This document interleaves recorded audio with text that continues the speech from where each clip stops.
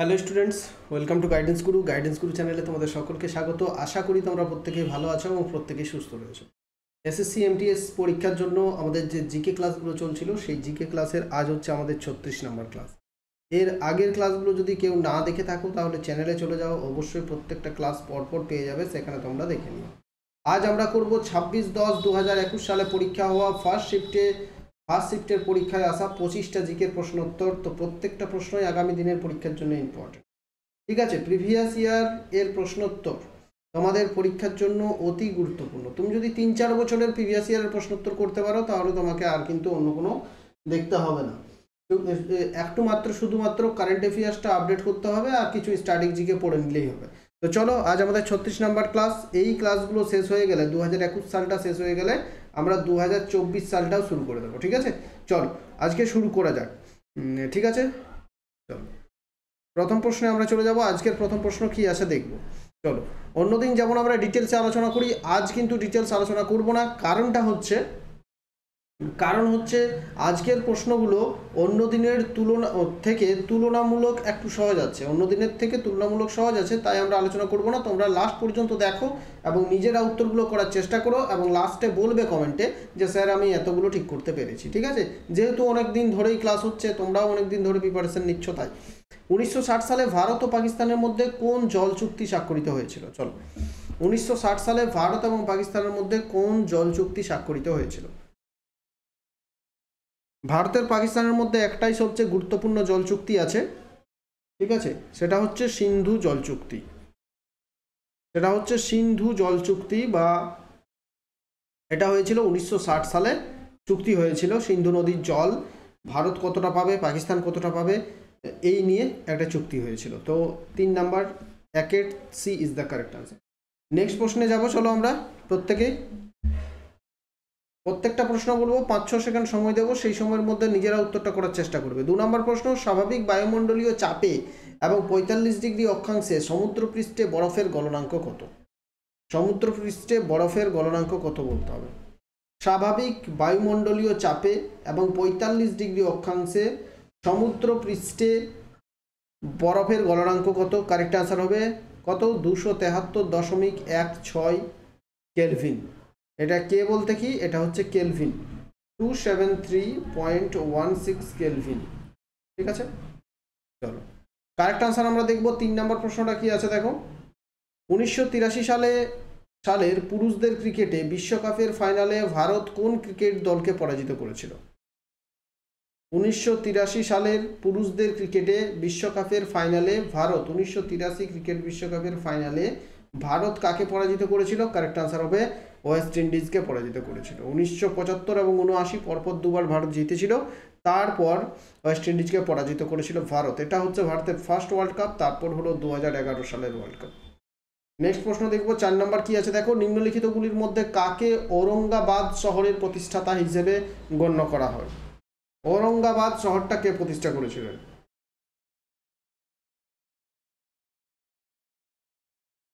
Correct answer কি হবে? মালিক amber, তিনি ঔরঙ্গাবাদ শহরটা প্রতিষ্ঠা করেছিলেন। Option 4 is the correct answer. এই প্রশ্নটা নিয়ে আমার একটু কনফিউশন আছে। ঠিক আছে, ঔরঙ্গজেবকেও ঔরঙ্গাবাদ শহরের প্রতিষ্ঠাতা বলা হয়ে থাকে। তো এখানে হয়তো একটু মানে টাইপিং কিছু মিস্টেক হয়েছে। তো যাই হোক, যদি কিছু ভুল বুঝতে পারি তখন কমেন্টে তোমাদের বলে দেবো যে এই জায়গাটায় উত্তর এটা হবে। 5 হচ্ছে, সিনেবার নিচের কোন ধাতুর আকরিক? সিনেবার কার আকরিক? সিনেবার কোন ধাতুর আকরিক?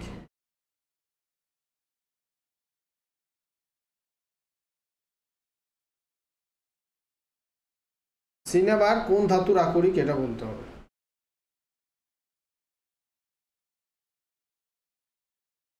চলো, এই প্রশ্নটার আমি তোমাদের উত্তরটা বলছি, একটু নেক্সট প্রশ্নটা দেখে নাও, তারপর আমি এটার উত্তরটা বলছি। নেক্সট প্রশ্নটা দেখো কি আছে। ইমাজিনারি হোমল্যান্ডস বইটির লেখক নিচের কে?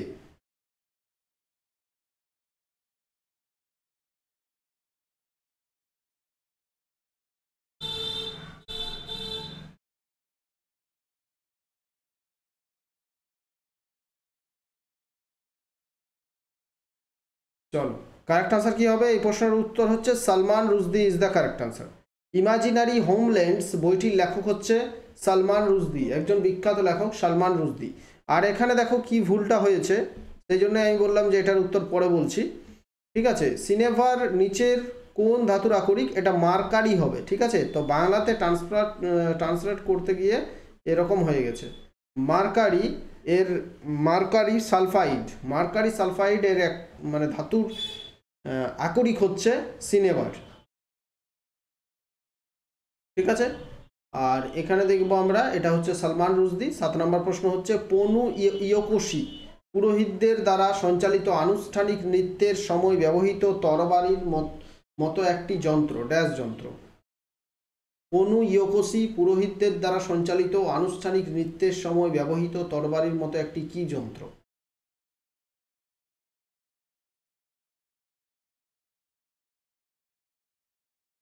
মানে এটা হবে পনু ইয়োকোশি কোন পুরোহিতদের দ্বারা,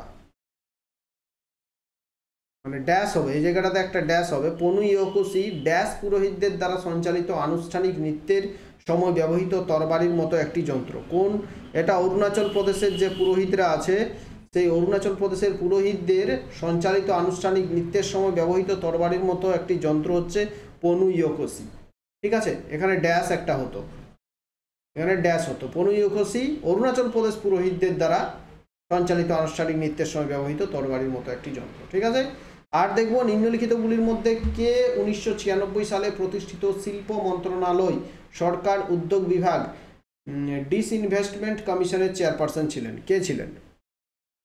1996 সালে প্রতিষ্ঠিত শিল্প মন্ত্রণালয় ডিসইনভেস্টমেন্ট কমিশনের চেয়ারপারসন ছিলেন। তো এটা পুরনো কারেন্ট অ্যাফেয়ার্স, এখন আর বেশি ইম্পর্টেন্ট না নয়, তাও তোমাদের এসএসসি কি করছে মাঝে মধ্যে এগুলো পুরনো, অনেক পুরনো দিয়ে দিচ্ছে প্রশ্ন। তাহলে জিভি রামকৃষ্ণ সেই সময় চেয়ারপারসন ছিলেন। 1996 সালে প্রতিষ্ঠিত হয়েছিল শিল্প মন্ত্রণালয়ের উদ্যোগে ডিসইনভেস্টমেন্ট কমিশন, সেই কমিশনের চেয়ারম্যান হচ্ছেন জিভি রামকৃষ্ণ। 9 দেখব সরাজু নদীর তীরে অবস্থিত শহরটির নাম কি? দেখো সহজ প্রশ্ন, অনেকগুলোই সহজ প্রশ্ন আছে, তাই আজকের টাইম বললাম যে ডিটেলস বলবো না, আজকে তোমরা করো কতগুলো ঠিক হচ্ছে। দেখো সরজু নদীর তীরে অবস্থিত শহরটির নাম কি? কারেক্ট আনসার কি হবে? Ayodhya is the correct answer. Saryu নদীর তীরে অবস্থিত শহরটির নাম হচ্ছে অযোধ্যা। 10 হচ্ছে বালচাও এবং সরপেটাল হলো ঐতিহ্যবাহী রন্ধন সম্পর্কীয় খাবার কোথাকার? বালচাও এবং সরপেটাল হলো ঐতিহ্যবাহী রন্ধন সম্পর্কীয় খাবার কোথাকার খাবার? এই দুটো হচ্ছে গোয়ার খাবারের নাম, গোয়ার খাবারের নাম। তোমরা যদি 2020, 2021, 2022 এবং 23-24 সালের জিকে পিডিএফ সঙ্গে স্ট্যাটিক জিকে কারেন্ট অ্যাফেয়ার্স সব কিছু তোমরা যদি সংগ্রহ করতে চাও তাহলে তোমাদের জন্য আমি একটা গ্রুপ ওপেন করেছি, সেই গ্রুপটাতে জয়েন করতে পারো। এই দেখো এই সব সমস্ত ম্যাটেরিয়ালগুলো সেখানে পাবে। টেলিগ্রামে পেড জিকে গ্রুপ একটা ওপেন করেছি, সেখানে 249 পেমেন্ট করে তোমাদের জয়েন করতে হবে। কিভাবে পেমেন্ট করবে বা আরও ডিটেলস জানতে তোমরা আমাদের হোয়াটসঅ্যাপ নাম্বারে তোমরা যোগাযোগ করতে পারো, ঠিক আছে। চলো নেক্সট প্রশ্নে আমরা চলে যাব। একটু তোমাদের প্রত্যেকেরই এই ব্যাপারটা জানা উচিত, তাই আমি এটা কিন্তু প্রত্যেক দিন কিছুটা সময় নিয়ে তোমাদের কাছে বলে দিই। বাগুরুম্বা আসামের বড়ো সম্প্রদায়ের একটি ড্যাশ। বাগুরুম্বা আসামের একটা ডান্সের নাম, জানো? বাগুরুম্বা হচ্ছে একটা আসামের ডান্স, লোকনৃত্য ইজ দ্য কারেক্ট আনসার। এটা হচ্ছে আসামের বড়ো সম্প্রদায়ের একটা ডান্স। 12 নম্বরে চলে যাব। লোকসভায় ভারতের সংবিধানের কোন নিয়মের অধীনে আলোচনা হাউসের সামনে একটি আনুষ্ঠানিক প্রস্তাব জড়িত নয়?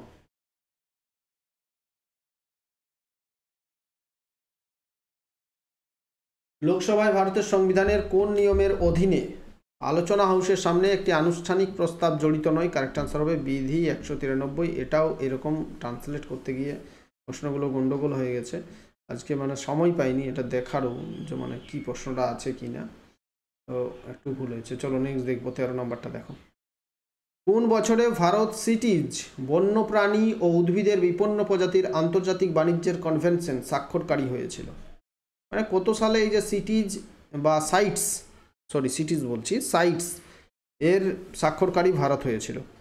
কত সালে? 1975 সালে ভারত সাইটসের স্বাক্ষরকারী হয়েছিল বা সাইটসের সদস্য হয়েছিল। 14 নম্বর প্রশ্ন দেখব। ভারতের কোন রাজ্যে আপনি মুহুরী নদী পাবেন? অর্থাৎ কোন রাজ্যে মুহুরী বলে একটা নদী আছে? তাহলে ডেঞ্জারাস প্রশ্ন, এই প্রশ্নটা আগে আমিও করিনি, ঠিক আছে। শুধুমাত্র উত্তরটাই এটা দেখেছি কি আছে, এটা উত্তরটা আমি দেখে নিয়েছি, এটা ত্রিপুরা উত্তর, কিন্তু এর আগে আমি এই প্রশ্নটা পড়িনি আগে। মুহুরী নদী ত্রিপুরাতে অবস্থিত, ঠিক আছে, ত্রিপুরাতে আছে মুহুরী নদী। 15 হচ্ছে পাথুরঘাট বিদ্রোহ কার সাথে যুক্ত? পাথুরঘাট বিদ্রোহ, এটাও নতুন প্রশ্ন পেলাম। পাথুরঘাট বিদ্রোহ কার সাথে যুক্ত? কারেক্ট আনসার হবে এটা কৃষকদের বিদ্রোহ ছিল। পাথুরঘাট বিদ্রোহটা কৃষক আন্দোলন বা কৃষক বিদ্রোহের সঙ্গে যুক্ত। 16 নম্বর প্রশ্নে চলে যাব, নিচের কোনটি রুমিনেন্ট প্রাণী? এই প্রশ্নটা তো হয়েছে অনেকবার, প্রিভিয়াস ইয়ার করাতে গিয়েই হয়েছে। বলো দেখি রুমিনেন্ট প্রাণী কোনটা?